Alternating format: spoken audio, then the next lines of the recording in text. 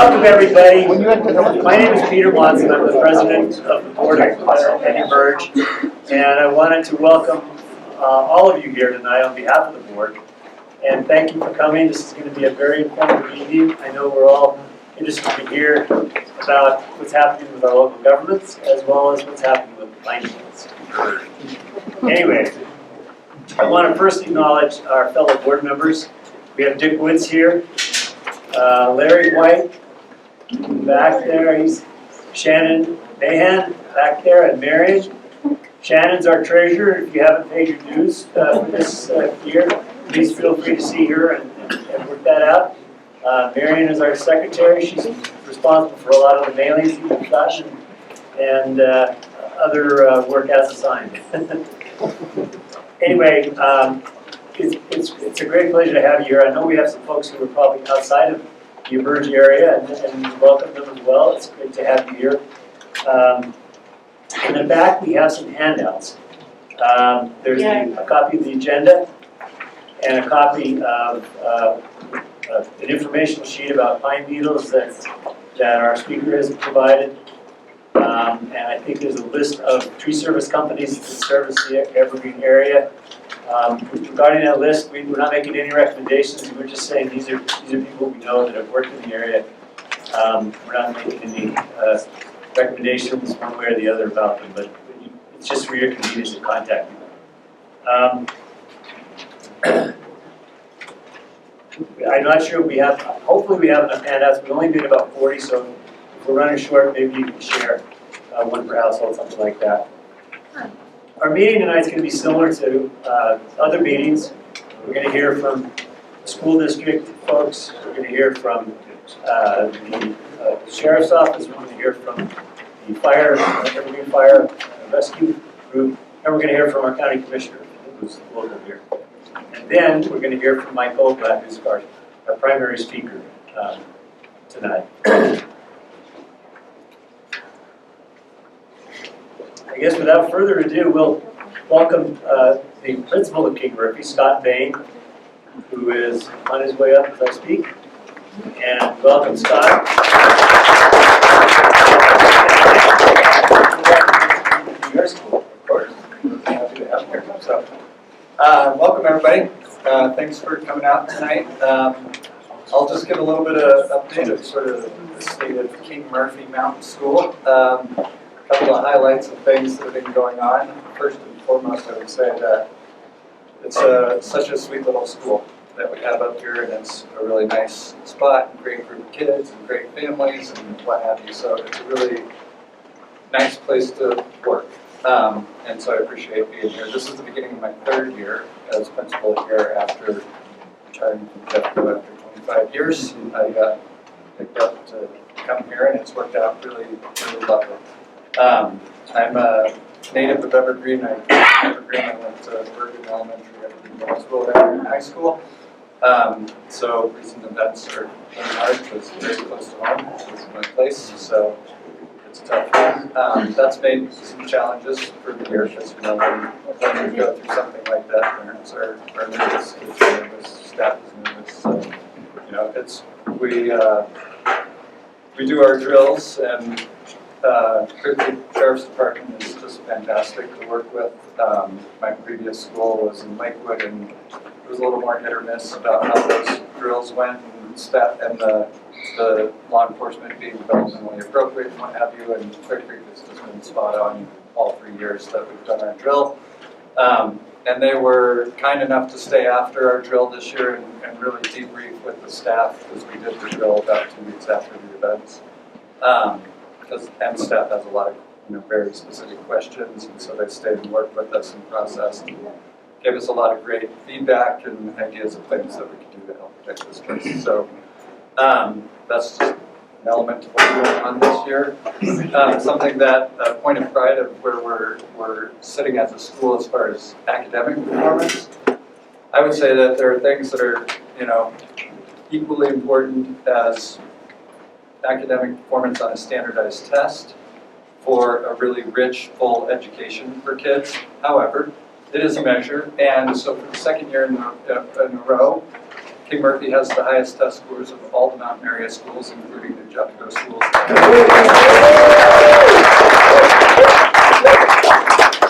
For full disclosure, I would say Parmalee did outperform us, but Parmalee, I don't know if I would count that as, the Evergreen area. And they do house the Gifted and Talented program they house the Gifted and Talented program for the mountain area, and those scores are in their scores. So, but super proud of that. When I started, the scores were waning here, and so we've been able to write that element of the school and get things turned around. We have a brand new superintendent. You probably read about that. His name is Wes Paxton. He's also a local of the area, so he lives in Evergreen, lived in Evergreen before he applied. He used to be the principal of Conifer High School, and then served as the Mountain Area Community Superintendent. Jefferson County is so large that they divide up into areas, and the Mountain Area had their own community superintendent, which meant he was responsible for more schools than the entirety of Clear Creek. So it's probably a little bit less stressful job for him too. But I think he's really the right guy for the job. I think he'll stay, which that would be huge. We've had a lot of turnover in my beginning of my third year here. This was my fourth superintendent in that amount of time. So it would be really nice if we had some stability. I think stability in leadership matters a lot. And so we're happy to have him and feel really confident that he's the right guy and really hopeful that he will stay for the term. Beyond that, what else do we need to know about King Murphy these days? Interestingly, as you probably heard, the budget is tight. It's challenging financially for Clear Creek School District right now. We, at this school in particular, have not had challenges when it comes to turnover. The full staff that I started with 3 years ago is the staff I have now for classroom teachers. We have turned over PE and art, but beyond that, all the teachers that were here when I started 3 years ago are still here today, and they're a really phenomenal group of teachers. So I feel really lucky to be part of it, and things are going well. So do you want me to just jump in and introduce Nicole? That'd be great. Great. So there was intended to be a school board election this fall. There were 2 seats up, but both of those seats, there were 2 people who put in the paperwork to be eligible to run for those seats. They were unopposed. So according to board policy, the board can basically decide not to run the election and just appoint those people into those positions, which is what they have done for both the King Murphy area and Idaho Springs. So our representative will be Nicole Beers, and she's going to tell you a little bit about herself. She is a parent at King Murphy, has 2 lovely children at King Murphy, and it's really nice to work with her there.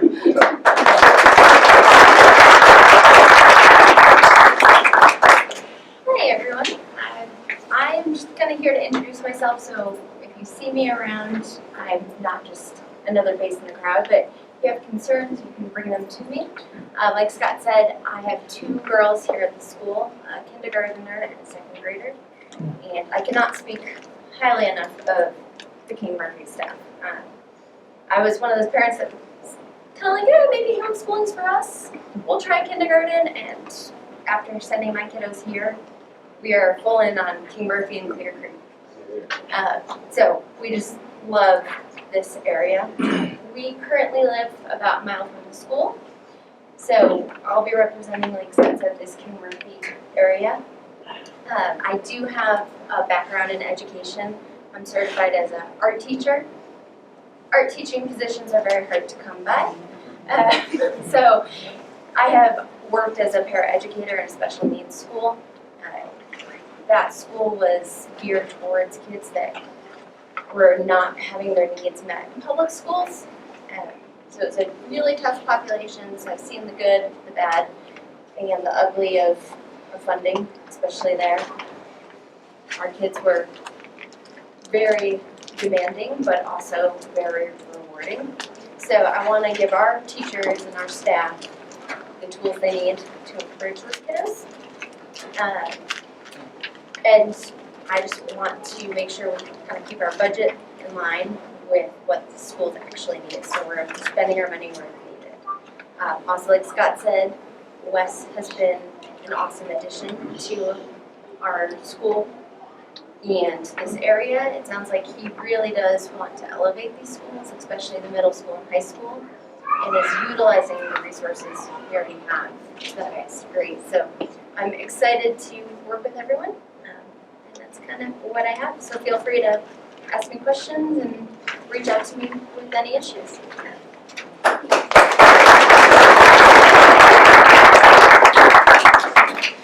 Thank you, Nicole. That was a great introduction, and school board is how I got involved in Evergreen County affairs, and so it's a great stepping stone, but it's also really important to do the best job we can for our children and our students and our staffs, because without the staffs we don't have a school. So, and I want to just underscore that our board on the Emerge board has been very active in school district affairs. Many of us have been on the school board.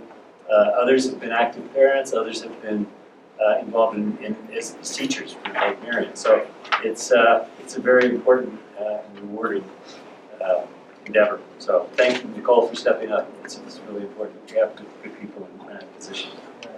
Is UnderSheriff Matt Brown here? Hey, Matt. It seems like there's been quite a bit of activity recently. So I've been getting emails, and I don't know if it's just because your public relations staff is working harder, or if there's just more to talk about. But in any event, would you please come up here and tell us about what's happening in the sheriff's office? This is UnderSheriff Matt Brown.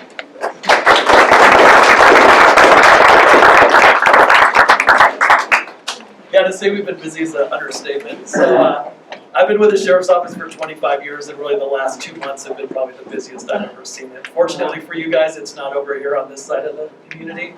But we've had a rash of burglaries. We're up 1 of 3. There was about 30 houses that were targeted. That's subjects in custody now. Firearms were stolen, lots of miscellaneous items were stolen. There's a federal investigation into that person as well, resulting with the Forest Service. So our roundabout bus was stolen from Georgetown and taken into pursuit.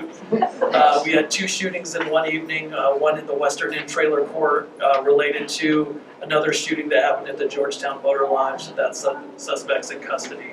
That seemed to be drug related. We had a pursuit last night, yesterday afternoon, that was a fatal pursuit. So that'll be a press release that the sheriff's doing tomorrow at 9:30 tomorrow. So that's kind of the high level of what we've been dealing with. The sheriff is leaving us.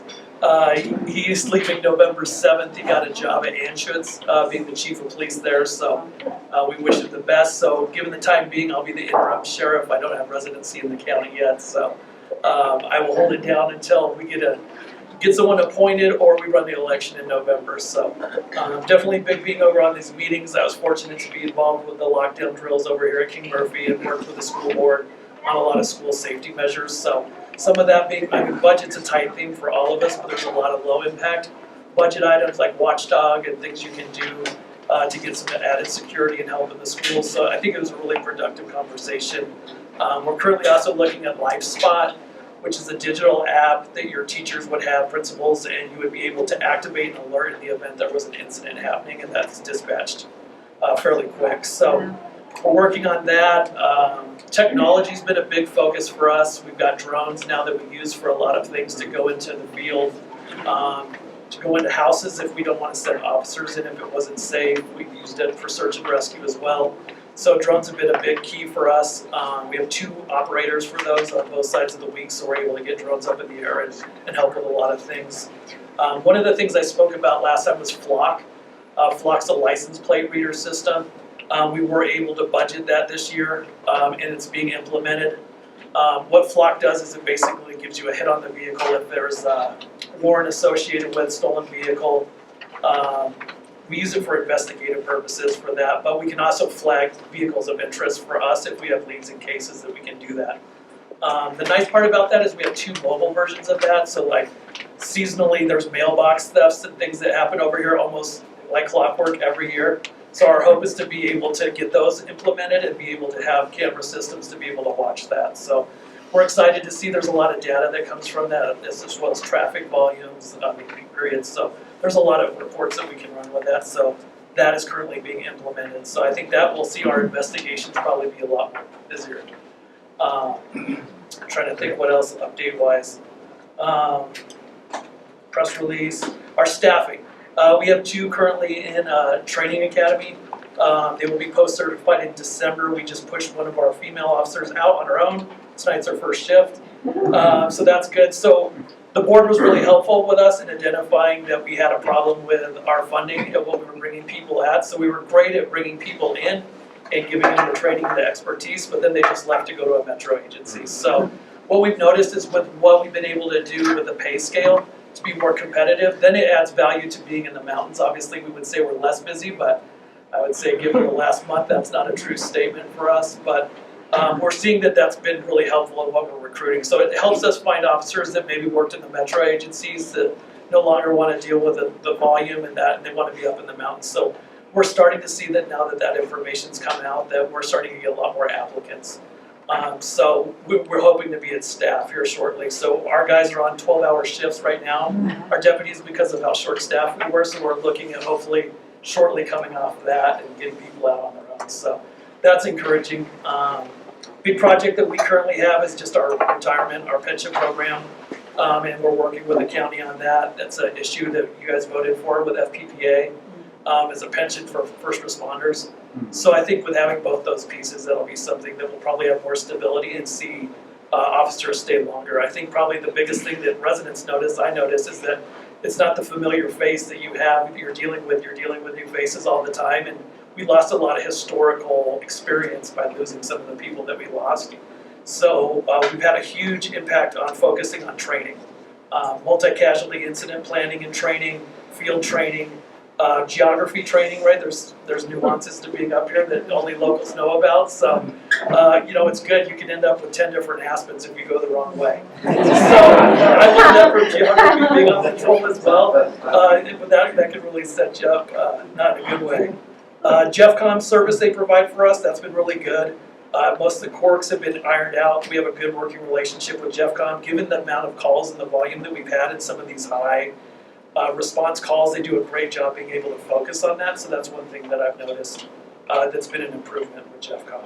So really, that's about it. Our staffing levels are getting there. Our jail's a little bit short-staffed. We have a kitchen manager position in the jail.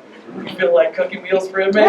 It's a hard sell sometimes, but definitely something that we're looking at. So really, I don't have a lot of updates other to provide, but one of our patrol supervisors is here, so he'll be around if you have any questions. But on your side of the county over here, it's been fairly mellow. So what we really focused on our staff is being around the schools, community interaction, traffic enforcement. We're doing the best we can, but we want to make sure to get officers over here to be visible. And so with our staffing, the way it outlines, we're hopefully being able to have a dedicated officer over here to the east end, have a central officer, and have a west end officer. So if we get to that staffing model, but that's kind of the long term. Our policies are finally updated. We implemented 200 new policies that are up to date with best practice. Financially, responsibility, I was with the Sheriff's Office for a long time. It wasn't a responsible organization. Some of the budget management wasn't really looked at, and there wasn't the responsibilities. Last year, we were able to turn in money from our budget, and we look to be able to turn in money this year from our budget. So we're really prioritizing what we need versus what would be nice. And that one of the big people that we have is our community PIO. That's pushing out all this information that you see with those updates. We're really fortunate to have that, but Matt is leaving us, but the pillars that we have in the Sheriff's Office, so we're still continuing his vision. It wasn't Matt's vision by himself. These are things that we all wanted to see and strive towards, so we're working towards those, and we'll continue that. But that's really what I have to update you on. If you have any questions, I'll be around afterwards, or if there's anything that you want to ask afterwards, probably best. Sure, that'd be fine. Okay. All right, thank you for your guys' time.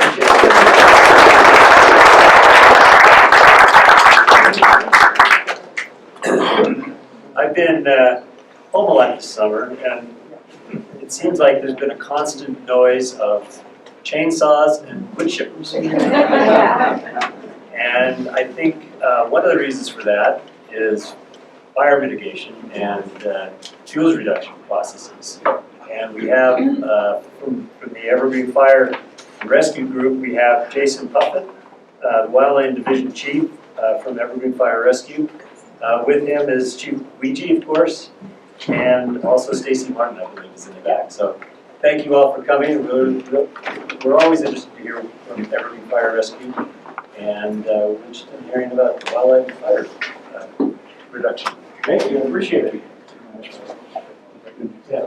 I forgot to say, we have taken out 42 trees off of it, 35 years. So 28 came out this, just 2 weeks ago, 3 weeks ago. Not an endorsement, but Colorado tree specialists, parent of a student here, they provided that service, just covering their costs, no additional expenses beyond that, but that's a huge job. And it's a hard one to keep up with, so sorry, I forgot to mention that. Good evening. Thank you for having us. It's really, it's a pleasure for us to be here and be able to present before you and answer questions, after this and as we mingle after all the presentations are completed. So my intent this evening is to simply provide an overview of the fire district as it relates to Wildland. Talk about a little bit what our group looks like, how it's got here, and where we're going, and provide you an opportunity to look at the insight. So, Evergreen Fire Rescue, 126 square miles, 26,000 people, roughly. 1/3 of that is Clear Creek County. As it relates to our wildfire risk, this is no shock. Per the U.S. Forest Service, we're at 99th percentile for wildfire risk. Mountain pine beetle is not helping that situation at all. You're going to hear a whole lot more in a little bit. And for that information, that brought us to where we are today. So by the foresight of the chief and the board of directors, they invested in the Wildland Division a number of years ago, and it's evolved into what it is today. And we'll talk about what that is and where we're going. So as a Wildland Division, we're broken up to really 3 branches. Think about 3 functional arms, and that's going to be the projects and the coordination, that planning group, the thinkers, and then we have our fuels crew, the doers, and then we have the operational arm over here. They're the ones that go out and on the fire suppression side. Tonight I'm going to focus on the first 2 branches and talk about how they work and how they interact with you individually as well as a community. So from a project standpoint, what that group does is their responsibility to plan projects out as it relates to risk and how to prioritize that risk as a community. The scale at which we're facing is daunting. And so what we need to be able to do is to prioritize that. So the way we do that is through a foundational document that is common throughout the fire service, and it's called the Community Wildfire Protection Plan. I'm sure you've heard of it, CWPP. And that document is built through the effort of a lot of different individuals with a lot of different expertise. We come together over the course of a year, and we spend time building maps and understanding areas and looking at fuel types and topography and occupancies and all these different factors when we build in maps and we prioritize these projects. And that gives us our planning tool. It's this document that we can then utilize to say, okay, we have this grand scale that we need to deal with. Where do we start? So that document was created and updated years ago. It was updated this year, recently published. I would encourage you to go on our website, evergreenfirerescue.com, and take a look at that. The document in itself, it's a big document. Not a lot of people are going to go through start to finish, understandable. What we did this year is we built a story map. So on that same page, you can click a link and it opens up to, basically it's a shortened version, and you can scroll through, you can look at the maps. It's a condensed version, so you can understand what we did, why we did it, and what those results are, and it enables you to kind of see where we're going with our plans, if that makes sense. So that CWPP was a huge accomplishment, and the team did an amazing job. And so, in addition to that team's responsible for our ambassador program. The ambassador program is an amazing outreach program. You guys have hopefully have heard of it, dealt with it, worked with these folks. Chicken events, events, Jump the Junipers using our grant program through the roll-offs, all these different things. And through those ambassadors, we hear needs as well. So as part of those needs, we'll take requests back to our group, and that will translate into our projects group, which I'll talk about here in a minute. In addition to The ambassadors, the CPP, this group does community events. They do workshops, they do forums, they do outreach, they do educational events. So talk about evacuation, what to do with livestock, how to prep your house, and all those different things. So again, that information is on our website. We schedule each year. They'll do 30 plus events each year. It's a lot. There's a lot of good information where you can engage and you can really learn about where we live and the environment that we're dealing with. And then the last key piece of that is they do home assessments. And I would encourage everybody to do a home assessment if you haven't done one already. You can schedule that online, and it's free. And one of our mitigation specialists will come out and they'll work with you directly. And they'll walk the property with you. They'll talk about your home, they'll talk about the defensible space, and they come away with a report that you get. Doesn't go anywhere else. It's your property, and you can use that as a guide to walk your way through how to create a defensible space. Make sense? So that group does an amazing job. So I mentioned earlier about taking project ideas from ambassadors all the way to our fields crew, the tours. So the fields crew, they are a group of 10 seasonals, 2 lieutenants, and 1 captain. We've got 13 people. 3 are year-round employees. The other 10 fields crew members are seasonals. They're going to be finishing up here in 2 weeks. They work basically into April through end of October. And they go out and they actually do the mitigation work. They're doing the cutting and the chipping and all the noise that you've been talking about. And they've done an amazing job. So one of the requests this year was from the ambassador on High Drive and said, we would love to take our community and do a roadside project for evacuation. And so, long story short, we did a home assessment in all the parcels that folks wanted to participate. Then the crew went in afterwards and they chipped all, on both sides of the road for almost 4 miles. And then the ambassadors with volunteers came with roll-offs, which was all funded through a grant, and did the Jump the Juniper program. And they came and got rid of the junipers afterwards. So it was really this 3-step process, and it was fantastic. Really proud of what the group did. Similar projects that we've done like that. I'm sure you're familiar with the River Gulch project, the 103 project. We're doing work on 73 and the S-curves right now. That's an interesting one because that's a pinch point for evacuation. So that's a high and critical area. So we're working on the S-curves. And then on Brook Forest, the Mile High Youth Corps is going out and doing just over 90 acres. It's a grant through the fire department, but managed through Down Mountain Parks. So that's another great project. Those come together right there at the corner of Brook Forest and 73. We're going to continue to prioritize roadside. Again, the scale what we're dealing with is substantial, so we need to prioritize getting folks out safely. And that's why we're doing roadside mitigation. So we'll continue to do that next year. Right now, we're looking at continuing on 73. That's going to be a 3-year project. We're going to expand to Kerr Gulch. We're going to do Soda Creek as our plan right now. We're going to get that thoroughfare as well. We're coordinating with the county, Jefferson County that is. They have a new program that they've implemented, and that's going to be, we're going to look at Highway 74 from basically the lake all the way down into Morrison. And that's another huge thoroughfare. So we're looking at really getting folks out and prioritizing the high traffic area. And then we'll continue to move up to the smaller feeders, if you will. The last thing I want to talk about briefly is from a pine beetle standpoint. I'm not going to speak to the pine beetle itself, but I want to speak about what we're doing. So what's interesting, the Colorado State Forest Service entomologist, Dan West, they do an aerial survey every year. If you haven't seen that, I encourage you to look at that. It's all public information. This was going to be on a PowerPoint slide. I won't make you read it. But I got the QR code that'll bring you right to it. If you just Google CSFS, pine beetle, that information will pop up, and a whole lot more will come up, including the interactive map. So when they fly this, a Forest Service member from Colorado State, as well as U.S. Forest Service, they get on a plane together that takes care of jurisdiction issues, and they fly the state of Colorado. And they do an inventory, and they look for pine beetles and other host of bugs, if you will. And then they create these maps, and it's really an interactive tool for us, for you. And they just finished a few weeks ago, 2025. I had preliminary data. It's not ready for the public yet. You can look at what I have here if you'd like. The reason it's not finalized yet is because the Forest Service workers have been furloughed. So once they're back from that, then we'll hopefully get that finalized. And then what we're going to do is we'll take all that GIS data in-house, and we're going to create useful tools. We're going to do plan units. Our district is carved out in 26 plan units. We're going to create a map for every single plan unit that's going to show where the pine beetle is. Through your ambassador, it's going to be able to communicate to everybody within that has interest, where are the hotspots, and we're going to create action items that we can actually work our way through to address it at a plan unit level. District-wide, we're going to do a chronology. I'm interested in 23, 24, and 25. I want to see how this stuff has progressed. Is it going east-west? Is it going north-south? Even though it's going to vary. I want to see what we can do and how we understand that relationship.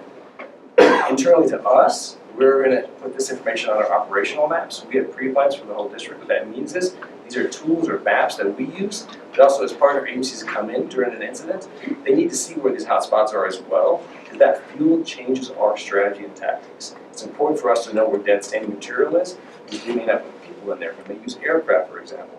So that's going to really kind of change our dynamics. So we're going to turn that into a useful tool operationally as well. Jess Moore, I'm sure you all probably know, she applied for a FORUM grant to assist with funding for homeowners and homeowner associations to assist with pine beetle mitigation. If we get that, we'll find out in December and put that to use in January and February. Fingers crossed, she hates when I bring that up in public ahead of time.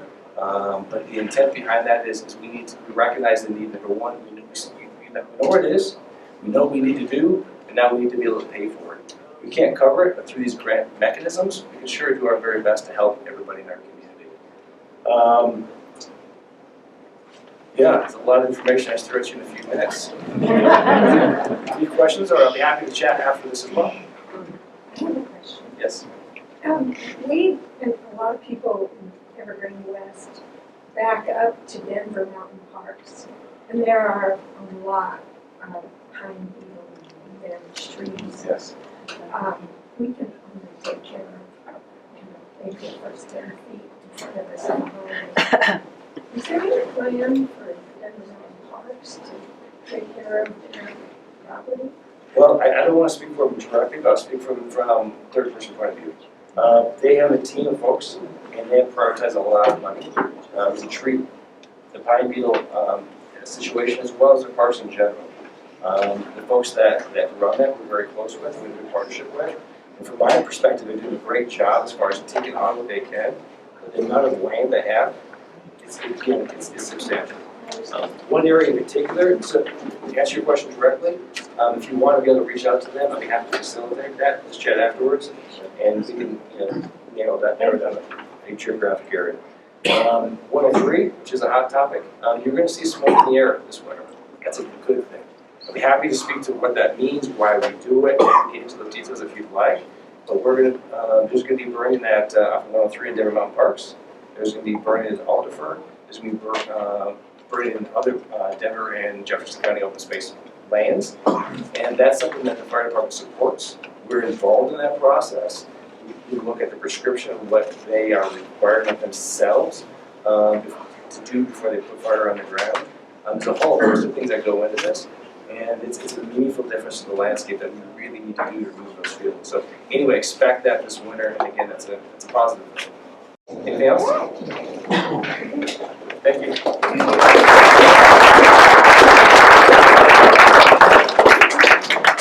Thank you, Jason. That was really informative and very interesting. Not to follow Scott's lead, I guess, and say that just last week we took down 17 pine beetle infested trees that were dead. And they died within a month. I mean, all of a sudden we had all these dead trees, and it's shocking. And our neighbors are in the same boat. It's not just our property, and we only have a couple acres, so it's not a big property. Our neighbors to the east and to the north and to the west of us are all experiencing this pine beetle problem. So that's why we're having this meeting tonight. So stay tuned. Before we get into the pine beetle issue in great detail, we have with us tonight our county commissioner, Rebecca Lloyd. I know from personal experience that the county commissioners have been very, very busy right now. She happens to be my wife, in case you know. And the other county commissioners are at competing meetings tonight, so they're splitting up the efforts. George Marlin is down the hill somewhere, and Jody is at Dr. Cog, I think. So anyway, it's busy times for the county commissioners, but Rebecca is here tonight, and she's only going to be here for a little while because she has to get up early and more for an early morning meeting. She's going up to Summit County tonight for a meeting early tomorrow morning. So without further ado, please welcome Rebecca Lloyd.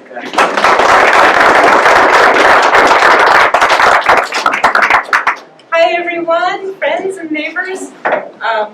I was elected last November and was sworn in January and dove right into a very busy job. I wanted to give you an overview of what your commissioners have been doing, what's coming up, and how we can work together for the good of our county. The number one thing we're working on right now is the county budget. It's tight. The state budget is tight. The federal government isn't giving up the state grants, so the state doesn't give us grants anymore. But we are being very proactive. We are consolidating our buildings. We're doing building assessments to find out which ones we can sell. We have several buildings in Georgetown, which are attractive properties, and so that will help not only, for the initial sale, but also the capital costs down the road we won't have to bear anymore. The second issue that I've been working really hard on is I-70. If anyone has driven west on I-70, you notice there's a bit of a problem. They are trying to fix that, but it's a long process. My understanding is that the Floyd Hill project, along with the flyovers, to kind of straighten out that road and make it less dangerous, that's a 4-year project. So we just have to be careful. One thing I wanted to emphasize is that with the peak period shoulder lanes, for the really heavy traffic days when we need a third lane, those are temporary. They got a special exemption from the normal road configuration. So they are, every one of the lanes is narrower than code because it's a temporary thing. So do pay attention to the speed limits. I have to go to Georgetown, several times a week, and it's scary when people think, oh, it's a mountain express lane, like on I-25, I'll just go 80, and you really shouldn't. We've had some problems. Let's see. We are currently interviewing for a new county manager and a new sheriff. One issue we have is that the sheriff has to live in Clear Creek County for a year before they run for election. We can appoint someone who lives in Clear Creek County, and as long as they move to the county before a year from next year's election. So we are working with really qualified people in the sheriff's office to serve as interim. We are also accepting resumes from across the across the country, but people have to be willing to relocate and live in Clear Creek County.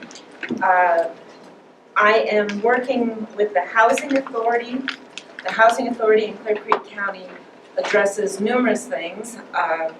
One is our short-term rental issues.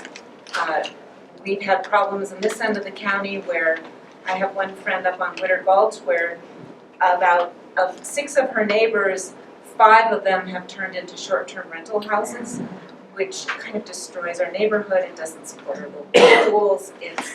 It's a challenge. So we're working on our regulations for limiting the number we can have in our neighborhoods and making some accommodations for homeowners who live in Clear Creek County, live in their home, but rent out, an outbuilding or rooms or something. We're trying to work with people, but it has been a major complaint. And when I was campaigning border to border across our county, that was an issue that repeatedly came up. Okay, state legislator work. Somebody asked me if I had any surprises in this job, and one of the surprises is I didn't know how much I had to travel down to Denver to work with organizations that lobby on behalf of counties. One of which is Colorado Counties, Inc. It represents all 64 counties. It's one county, one vote. And one of the major issues is unfunded mandates.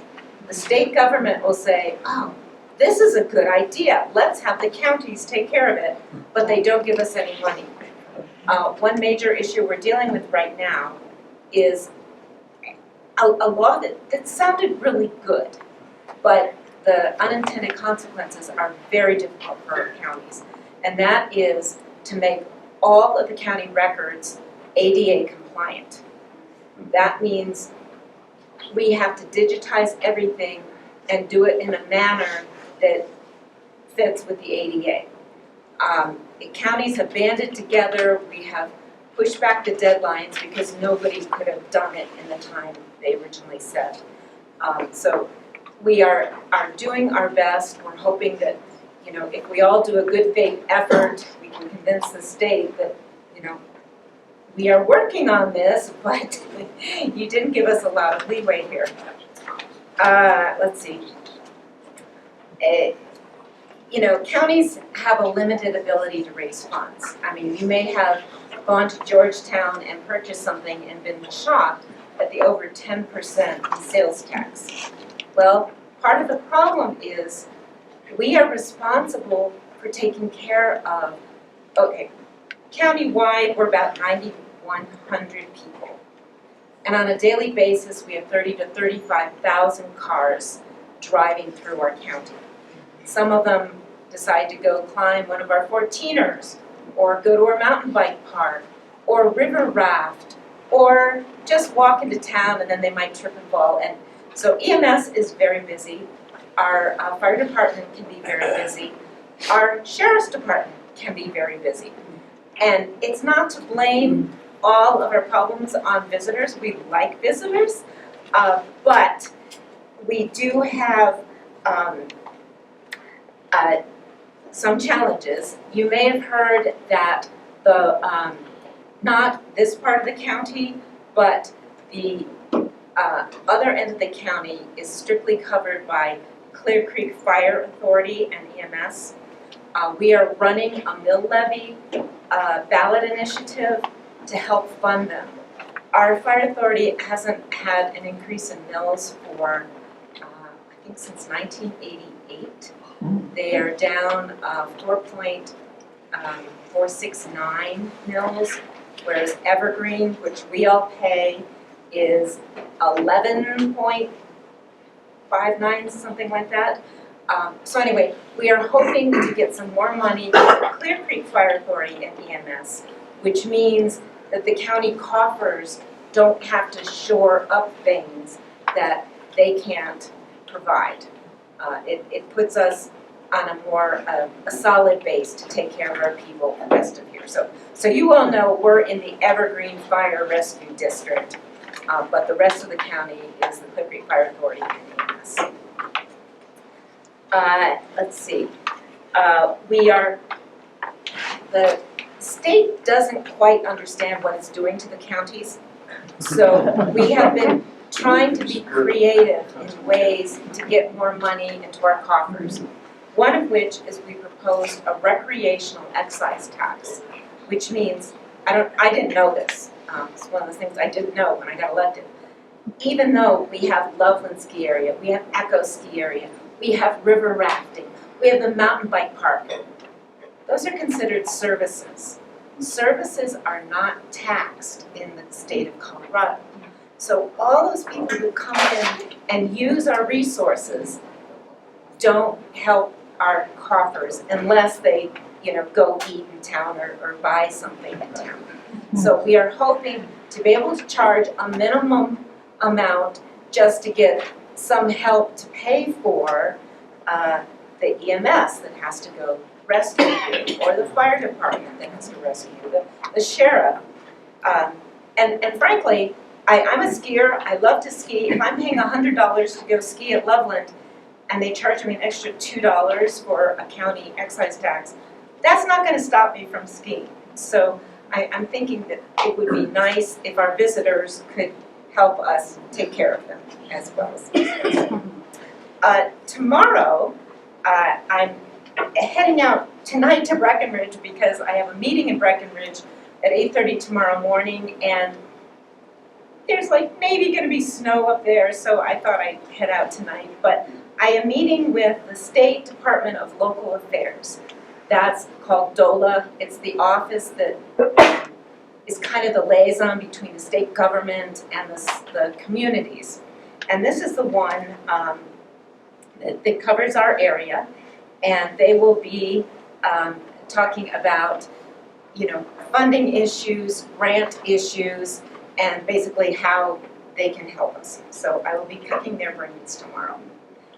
But that was a quick overview of what your county commissioners have been working on. So, thank you.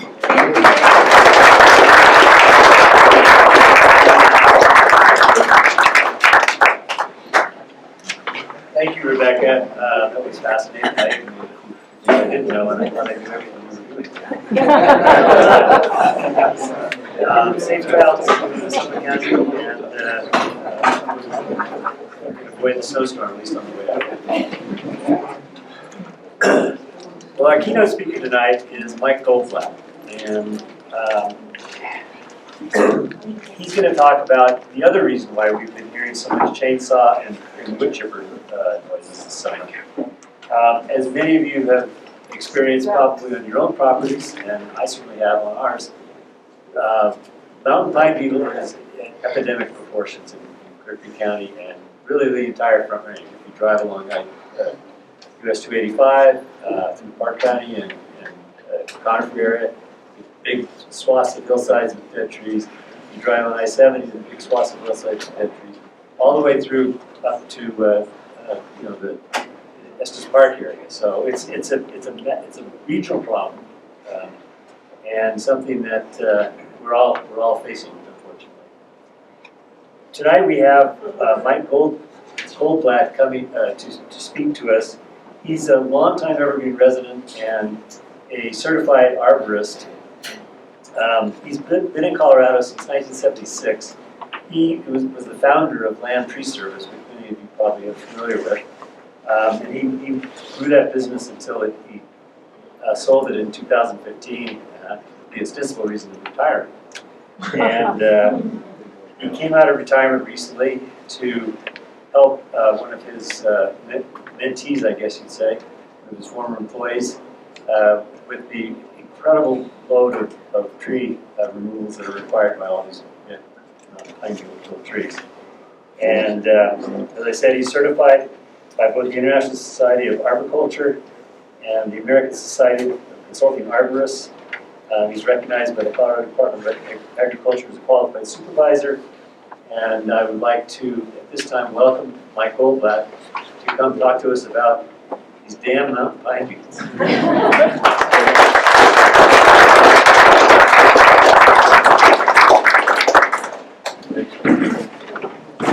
First of all, I retired 10 years ago, and those qualifications Peter just mentioned, I let those go. So I was all of those things, and like you said, I retired about 10 years ago this year, with the intention of staying retired. So I let all those things lapse. Just full disclosure, I have all that experience, but I'm not currently qualified under those titles. But I didn't mention that on my email to you. But first of all, thanks for having me. A lot of familiar faces here.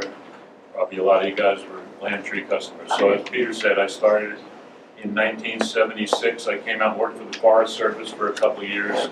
There was a huge pine beetle outbreak at that time. Some of you probably here in the 70s. There were the bumper stickers, "I'm a beetle fighter," and we had all the logs under plastic, and it was, that was really bad. A really bad outbreak, and it's cyclical. It's back now. So that was a real bad outbreak. but I think this one's gonna be a little bit worse. So I have a unique perspective on this because some of you were here in the 70s. Some of you, I think, in here are tree people. But I have the unique perspective of, I was here in the 70s and I was a tree person back then. So I saw the whole progression. Like the other gentleman was talking about the mapping. Well, I kind of have it in my head a little bit, and I have more, I'm gonna have more of an on-the-ground take. I hope to get involved with EFR, with Jess. As far as that mapping, I've talked to her about it. Like maybe we could be feet on the ground for her, she mentioned, if you get that grant. But I can talk now about what's going on, especially, let me focus on East Clear Creek County for a second, because I've been working up on Evans Ranch a lot. I've been working up Golden Willow.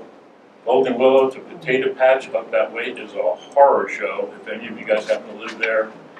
Hicks Mountain itself is not so bad because it's east-north facing, but Evans Ranch, and it's coming this way, it tends to kind of go west to east. And I mean, some of those big 500-acre plots that I've been working on there's just thousands of trees up there that are infested. So it's going to be kind of, it's going to get ugly. But a lot of people noticed it this year, okay? You know, we started getting phone calls in May. The trees are turning brown, what's going on? There's big patches in Idaho Springs, Floyd Hill, Soda Creek, Upper Bear. But I've been watching this for 3 years, and I wouldn't expect a layperson to have noticed it when I did, but I consider this about the third year of the progression. And the progression in the 1970s was roughly 1975 to early 80s. So we might be guesstimating in the third year of maybe a 7 or 8 year outbreak. And it's gonna get like really bad because these beetles progress exponentially. So if you see a patch of 10 trees, like I did 3 years ago, they became 40 trees. The 40 trees became 160 trees, and so that's where we are. And some of these patches, if you can do that math, is going to be 640 trees next year, using that as an example. So we're early in the game, but it's not going to last forever. The other thing I'd mention on that note is a lot of you guys, almost everyone, saw what happened around the turn of this century up in the high country.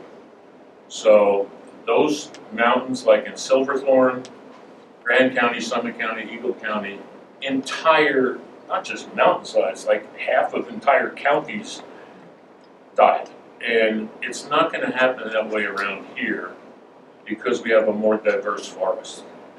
That was a monoculture, so it was all 100-year-old lodgepole pines that were crowded. And beetles love that. Around here, a lot of you guys probably have Douglas fir. You have spruce trees, ponderosas mixed. Those were really crowded lodgepoles. So it's not going to be that kind of devastation. It's just going to be a lot of thinning out of some big areas of ponderosa pine stands. And I would love to have questions in the middle. If anyone wants to throw questions at me, I can keep talking. But I know from just being in the neighborhoods, everybody, when I go to the grocery store, I get asked a lot of questions. Feel free to interrupt at any time. I'll take a drink and look at my notes. Mike, I'll ask you a quick question.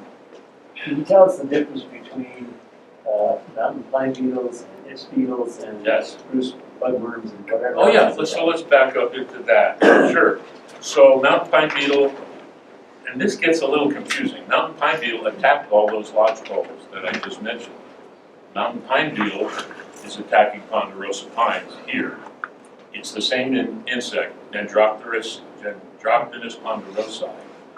But that was the host at the turn of the century. Now it's turned to this host. So they won't hit your Douglas firs, they won't hit your spruces, they won't hit limber pines. All they want is the ponderosas here. So the firs will get a beetle, it's not in the cycle right now. So it's not a concern. You mentioned spruce trees, they get some minor insects. Right now, and the mapping will show that. It's just the statewide mapping that they just did will show where these outbreaks are. There's actually a terrible spruce bugworm outbreak, but that's on the west slope. So these guys are all they're all cyclical. Right now, the big focus is mountain pine beetle.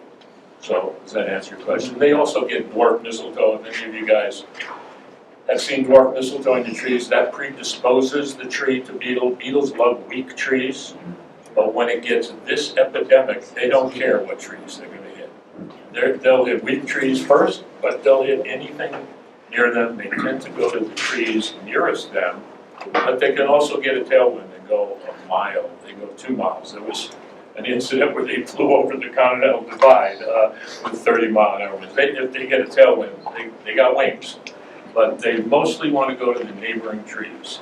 And again, it's exponential, so if you have 10 trees, it's going to be 30, 40, or 50 if they go untreated. So, well, let me back up again. I got a lot of notes here, and I don't want to go on too long. I like questions. Thank you. What do you got? Well, I have a lot of questions, but Okay. we've had lamb tree come for the last 27 years. We might have missed a year when Yeah. someone said you could skip a year, many years back. So, we have a tree spray, what? Spray. To spray, yeah. So, I want to know about these white patches people have, Okay. but also for the spraying. So if we spray, but we look over and we see 10 dead trees, neighbors we don't know, 10 dead trees. And Rebecca's gone. Is there any obligation or regulation about this? Yes, I talked to Alicia Doran just today on email. She's in Jefferson County, I forget the exact title.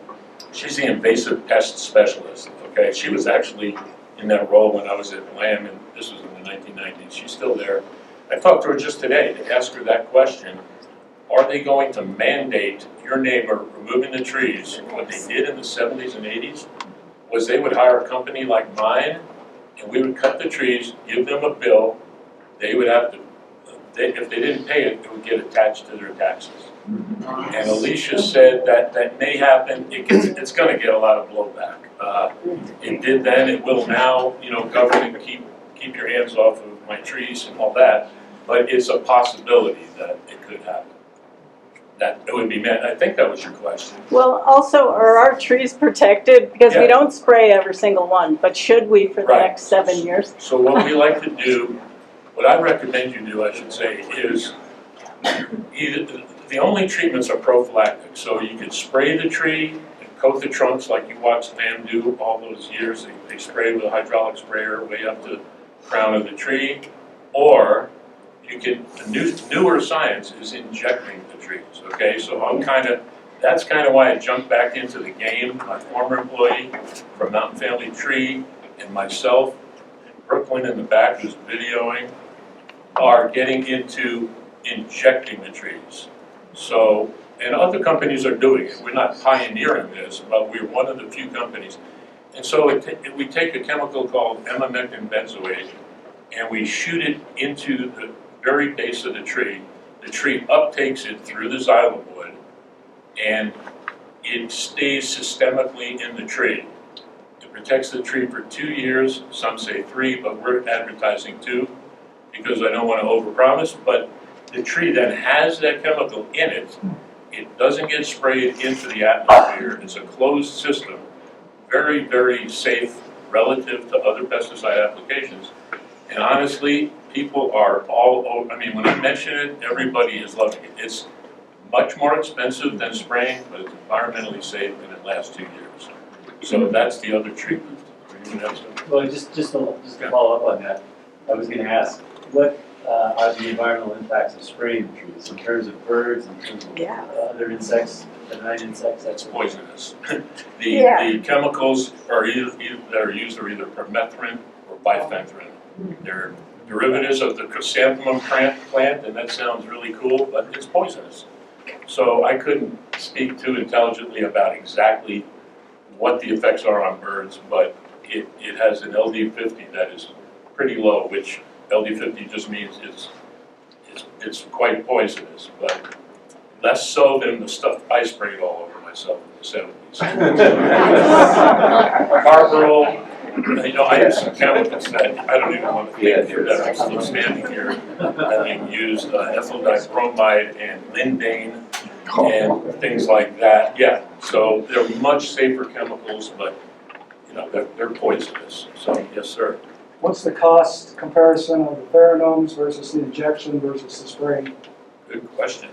Spraying, and I don't spray, so all we're doing at Mount Family Tree is injecting. But I do know from talking to colleagues around town, I believe the spraying is in the range of $25 a tree. The injections are $15 per diameter inch of the trunk. So, 15, yeah. 15-inch tree is $225, lasts 2 years. Okay, so think of it as $112 a tree. All we do is high-value trees. We don't go in the forest with our injectors and do 100 trees. It's not reasonable, and I don't encourage people to do that because of the cost. What we do is if you have 3 beautiful ponderosas, I could come in there and not spray your windows with all the chemicals. I can give you 2 years protection, and it's slightly more efficacious than the spraying. They're both very effective. What time of year do you inject? What time of year do you inject? Okay, the only time of year you can inject or spray or put those verbenone packs, I think you mentioned that, the pheromone packs, is early spring. So May, June, early July. The beetle flight is basically July, late July, August, September, except now Brooklyn and I saw beetles attacking trees yesterday. Okay, so to jump around a little, the climate is changing, things are changing, the forests are more crowded. We're trying to figure this out on the fly right now. Are things mutating? Are these insects getting smarter? But we've noticed just in the last few weeks that beetles they're petering out, but they flew into October, and that's unheard of before. People used to ask me, when do the beetles fly? And I would give a slightly sarcastic answer like August 8th. 8 a.m. they synchronize their little beetle. And that is still my best guess. Like if you said when would the most flights probably occur, I would say August 8th. But the first 2 weeks of August is the main part. You have other pioneer beetles going from July into August, others stretched out into September, and now, unbelievably, October. So things are changing. The planet is changing, but we're confused. I've been scratching my head the last few weeks. Yeah. How effective is the treatments in terms of Very. saving trees? So 2 out of those 3 things are very effective. Okay. Spraying, I mean, I did it for 40 years, 37 years. I mean, we lost very few trees. If you spray, if the applicator, this is key, if the applicator knows what he's doing and does it properly, it's going to be protected 90, I can't say the number, 95, 96, 92% of the time, but a lot of the time. Injections, even a little higher, high 90s. Verbenone packs that everybody's putting on their trees, no. It might help. Like I happen to have the most amazing ponderosa next to my house. I injected it, and I stuck one of those things on the tree because it was $8. So it's not a cure. It's not a protection. It's just the first 2 things: injection or spraying. Everybody's doing these verbenone packs. I see them everywhere. I was hiking in Staunton Park today, and the state's got them all over their high-value trees, but. It's just a secondary defense that might help. It just emits like a fog that might deter them. It tells the insects that the tree is full. The hotel's booked, go to a different tree.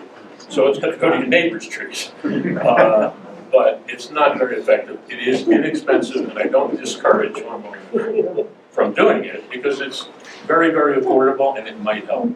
But it's just those 2 things that are. And it's actually, I often compare it to like when you put mosquito repellent on, and so the mosquito goes to your arm and it doesn't want to bite, right? It's actually the same chemical, permethrin. If you look on your mosquito sprays, it's the same active ingredient, and it's the same process. So yes, sir. I think the most important thing is for people to identify the ones that are newly infected. Right. Like this coming spring. We used to say it was July 15th when they started to fly. Right. And I've peeled a lot of these trees and you'll find the beetles in various forms of maturity. So Right. some of them still be larvae and some will Absolutely. be the beetles. But if we identify the ones that are new, the ones that are dead now are in brown, they're gone. Yeah, But if you identify and cut or peel those trees, then you can stop the infestation. And it's only by doing that. Otherwise, the way it gets away like it has on the western slope, it just goes wild. exactly. Identifying it we're starting to do identifications now. Like I just mentioned, we saw new hits on trees. So you want to do it in the winter, you want to peel the bark back and look for those larvae, and especially blue staining. If you see those things, you have 8 months to get it done.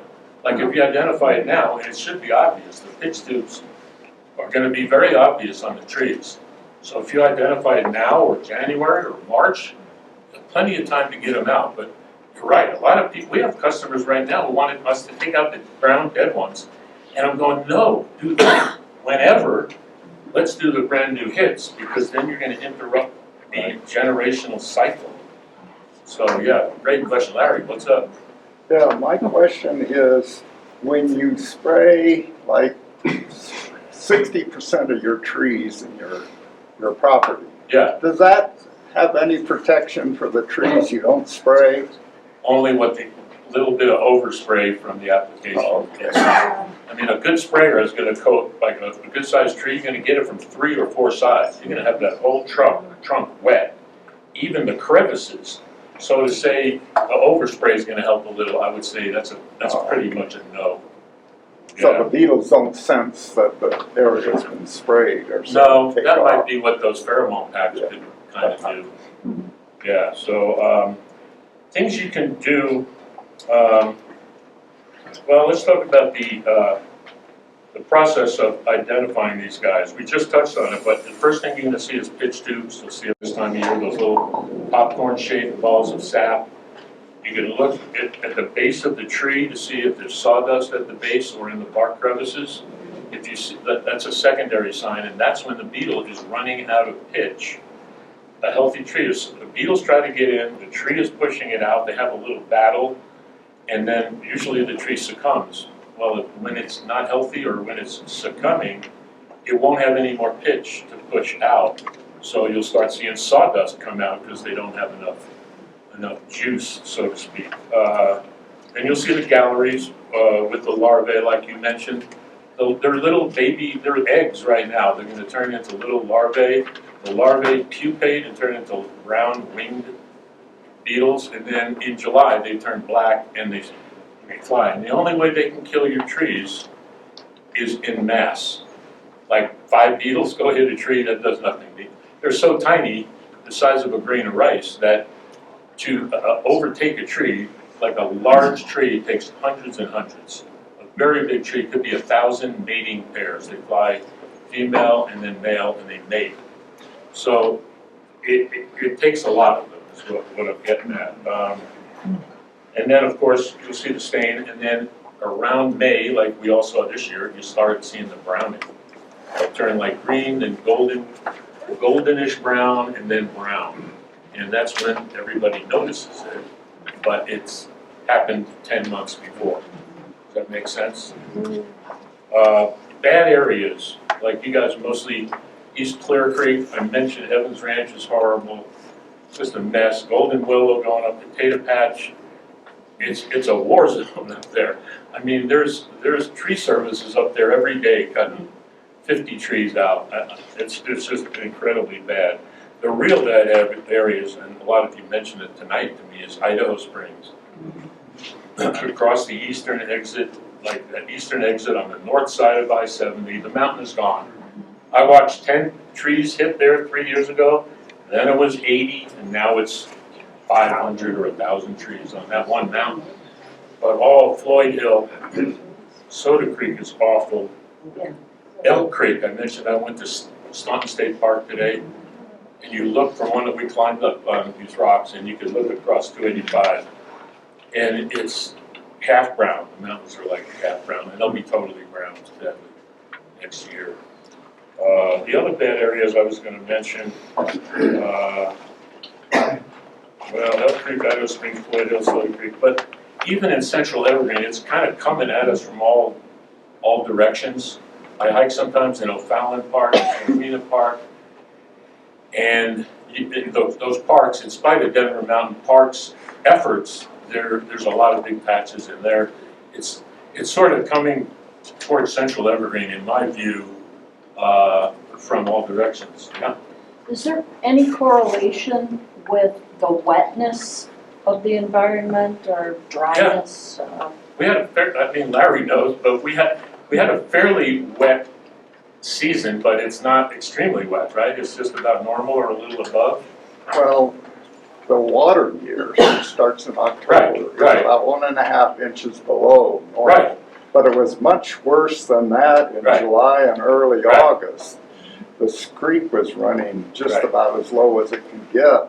Right. And, but starting the end of August and end Yeah. of September, we had some real So we torrential had great moisture. The trees, ponderosas are drought tolerant, but getting the normal amount of rain is great. And so they got about a normal amount. And yeah, a healthy tree is going to resist the beetles better, but I wouldn't call it critical. But yeah, a healthy tree that has some moisture in it is going to be able to fight the beetles off a little better. So if I have a neighbor who has a whole bunch of dead trees. Yeah. And I'm next. Yeah. So I should be looking for the sawdust and the little bubbles. Right. But should I, if I don't see any of that, should I also be peeling back the bark? I wouldn't start peeling bark back if you see no sign. Unless I, I mean, it's not going to harm the tree, a little hatchet mark, but yeah, I wouldn't bother doing that. I would look for the just exterior keep sign. watching between now and May Yeah, and be prepared, start saving. right. So like, for an example, I'm saying, really encouraging people to really walk their land. This is the best thing. Preventive is the best thing you can do. Like up on Singing River Ranch, I'm going up there for Dick and Sally Williams this week, and I'm going to walk their 20 acres. They're going to pay me good, solid money, and it's the best money they will spend in their whole beetle outbreak.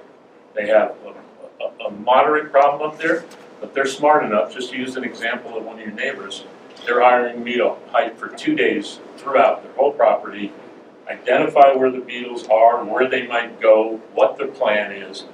But that's 20 acres. If you have 1 acre, it's a lot easier, obviously, to have a plan. But you should have a plan. The time to do this is now or middle of the winter when you have a nice day. Yes, sir.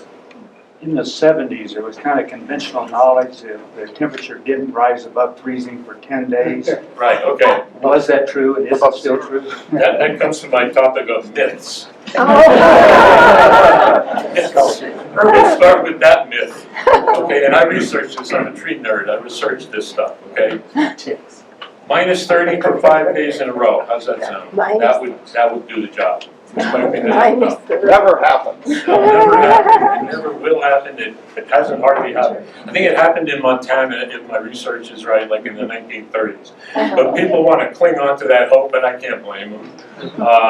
But no, and the thing on top of that is they're only very vulnerable in fall and spring. The heart of winter, they're inside that bark, and they put a thing out that's kind of like antifreeze, a glycogen type of a substance, and so they're in there hunkered down. So it's actually reverse of what I believe. It ain't gonna happen. The planet is, gotten a few degrees warmer, so it's really. Want to hear some more myths? Where's my myths? Bourbonone works. There's a myth. We talked about it already, those packets. It's just a secondary defense. Yeah. Early flights, we kind of touched on that. The flights, I mentioned the August 8th thing, but I mean, there's a lot of misinformation. People want to say, oh, I saw beetles flying in April. No, you didn't, because I just looked at a bunch of trees in their larvae. So there's a lot of myths. They fly in those dates I previously mentioned, late July. Yes, sir. Let's say you walk your property, you see these warning signs, then what should you do? You should determine whether it's hiring someone like myself or someone else to come out and identify if it is in fact, because there's a lot of, trees can get like 4, 5, 6 pitch tubes on them, those popcorn things, and people go, oh my God, the tree's hit. Well, if it doesn't go up the entire bowl of the tree, it's fine. So if you don't have a lot of knowledge, you should, hire an arborist to come out and identify if it's doomed or if it was what we call a push out. So does that make sense? Yeah. Would you market though, the tree, or Would we mark them? put tape around it? No. It's funny, we were doing that yesterday, like I mentioned, and we were marking the dead trees with white, the live trees, Brooklyn, with green, right? Yeah. And then the maybes, we have a different color, like hope for the best. And there's usually only a few of those, but so, we might put red on those, like monitor the tree. But, it's, once you get to early spring, it's either dead or it's not. And whether it's colored turned brown or not, it's either, Yeah. I sometimes compare it to, you're either pregnant or you're not, right? And it's either doomed or it's pushed it out all the way back in August. It either happened or it didn't happen. So, yeah. Identify the tree and it's full of beetles and they're gonna cut it down. Yeah. What are you doing to that cut down tree? Glad you asked that. Where are you taking it? So That's my house. there's about 6 or 7 different things you can do. So in the 70s, and still today, we occasionally do this, we cut them into 4-foot lengths usually. Back then we put this nasty chemical on it called Bain and cover it with plastic. Now we just cut it and cover it with plastic and hope it cooks the beetles. So that's the most common way that I see homeowners doing it. But in recent years, people like our company have chippers that can handle material like that. We run it through the chipper, it pulverizes the wood, the beetles, they're dead. They can't live outside the bark. Yeah. How long do you have to leave them under the plastic? You have to leave them under until the generation flies. So again, late July, August. So if we cut them in April and in May, Yeah, we covered them with the number 4 plastic. 6 mil, Yeah, 6 or whatever it was. It 6 was, mil plastic. it was really expensive. It is. And I know, but, so, and will they be okay by next spring to use? Let's see, if you cut the trees in April, the beetles flew in August, you can uncover those in, say, November. Okay. Does that make sense? Yeah. Yeah. Can they be stacked or do they need to be flat?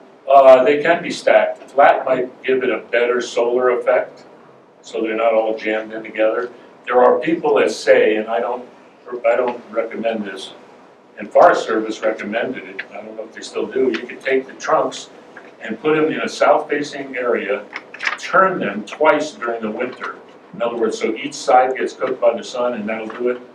I don't recommend it. It just sounds impossible to me that it would heat up those logs enough. But the other ways you can do it is you can take it to a place where there's no pine trees. Go out to a friend's in Aurora or farther. Oh, we might have pine trees in Aurora, sorry. Yeah, Kansas, yeah. So, Mike, we talk about hiking all over the place and looking at all the dead trees, and it's just, we're in unhealthy forests, aren't we? We are, yeah. Fire suppression, Chief Weechie could tell you about that. 150 years of fire suppression creates these crowded forests. The trees are weak, that's why this outbreak is gonna be even worse. We got 50 more years of crowded forests since I started in 1970 something, Yeah, right? it's just gotten worse. It's gotten worse. You have, instead of 100 years of fire suppression, we have 150 years. Right. So the trees are less healthy because natural fires we don't let them go. So that leads to my next question.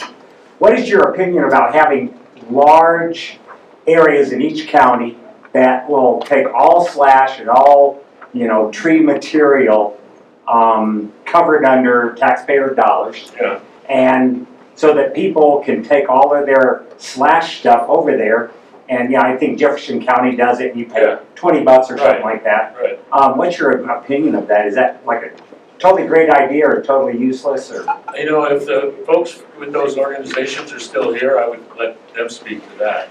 Anybody? No? That's out of my domain. That's more county government. Because this is all after the fact, you go cut down a dead tree, blah, blah, blah. You spray it, I've got thousands of trees, so, you're saying, what I do I mean, do it's with just, that you know, wood? what do you do with that sort of stuff, you know? Well, So, there's, outside of mitigation, and I've been doing it for 30 years, been cutting down trees and burning them in the winter. right, so one thing we do, if we don't want to cover it with plastic, one thing we do is there's a place at Windy Point on 285 that we bring a lot of beetle kill wood because we are assured and we followed up on it. They take that to a tub grinder down in the city. And a tub grinder is something that you could put whatever in there, Right. usually, and they pulverize it. So that's, I'm just saying, there's a place which I can get you the information on in Windy Point where we bring a lot of beetle wood. The other things which are going to be too labor intensive for you to do is you can scrape the bark off of the trees. Now that sounds like a lot of work. You know, using a chainsaw or a draw knife, whatever those are called. You can, if you can get a fire permit, like when there's a lot of snow cover, I don't know. They're free, I can get them every year. Oh, do you? Okay. Oh, yeah. Yeah, so. All my neighbors get upset because I, you know, burn slash piles. If you can get a fire permit, that's another solution, but. It's free, it's called the state, Clean Air, Colorado. Yeah, okay. So yeah, those are the only options. You can bury it, but then you gotta get a backhoe, and those aren't cheap, or rent a backhoe. The best ways are covering it with plastic, I would say, or getting someone to run it through a chipper for you. Yeah. Does limbing your trees make them more susceptible, and what's the best time of year to limb them? I would say I encourage people to not do limbing of live branches in, say, May, June, July, August. Might as well do it in dormant season. The scent of the pine flow could attract beetles. It actually often does. So I would discourage that, or even cutting live non-beetle trees in that season, because what'll happen, someone asked about Ips beetle earlier. So Ips beetles love logs that are just laying there that have been cut. They perceive it as weak trees or weak wood, and Ips beetle will come in. If anyone lives above 8,000 feet, where there's lodgepole forests, they tend to like the lodgepoles in this current cycle, and they're not as dangerous as mountain pine beetle. They're a secondary type concern. Yes, Alden. It seems to me if I'm a landowner, small or large, and knowing that this is coming, and I would like to protect my good trees. First, I have to identify them. But Right. there are certain trees that maybe are aesthetically pleasing to me, or they provide shade, or wind protection, whatever it is. It seems like it's a natural tie-in for, since we're only we're gonna have to sort of pick which trees we want, that this might go hand in hand with fire mitigation. Oh, absolutely. So that the two can sort of work together here? And I am working with EFR a little bit. I'd like to work with them more, because it's really, I mean, Jess is amazing. We've talked a lot about doing this. And sure, if you have to do fire mitigation, it's gonna help for your fire danger, but while you're there, we tend to well, let's thin out that area there too, that's out of zone 1, maybe even out of zone 2. Let's clean this up and thin out the forest. Your forest is going to be healthier, your fire danger is lower, and your beetle resistance is going to be better. So yeah, good point. Yeah, I would integrate both those things whenever possible. Yeah, yeah.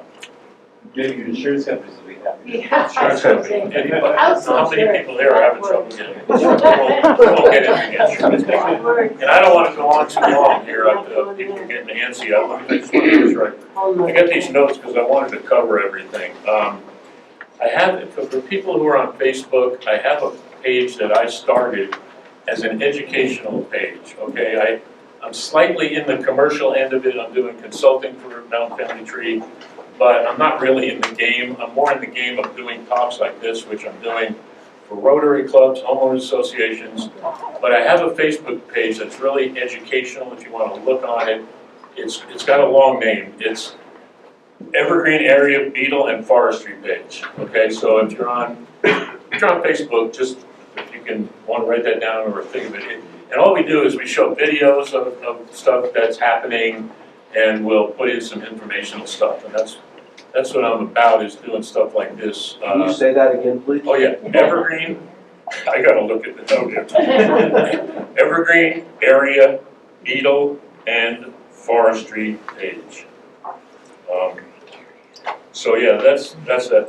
Let's see, what else I want to cover before I let everybody get out of here. There's handouts in the back. Oh, yes. Mike, I just wanted to remind people that, especially that came in early and pick up the information, we added a list of some of the real local tree service companies. Right. And their phone numbers. And there should be some left on the back table. There are, so- yeah, that's what I was just And mentioning. there's no recommendations which ones are better. We didn't want to get into that. Right, yeah, no record, because there's so many trees, there's 20 on that list, and I can tell you 20 others, they're coming from everywhere, which we need them to try to handle all the work that's gonna be here, yeah. Yeah, I'm just wondering if we want our trees injected, how early do we have to contact people in order to have that? How early you have to what? Contact people to have that done. Oh, sooner the better, I mean, we expect to be just really busy by April, so it wouldn't hurt to make a phone call tomorrow. Okay. Earlier the better, but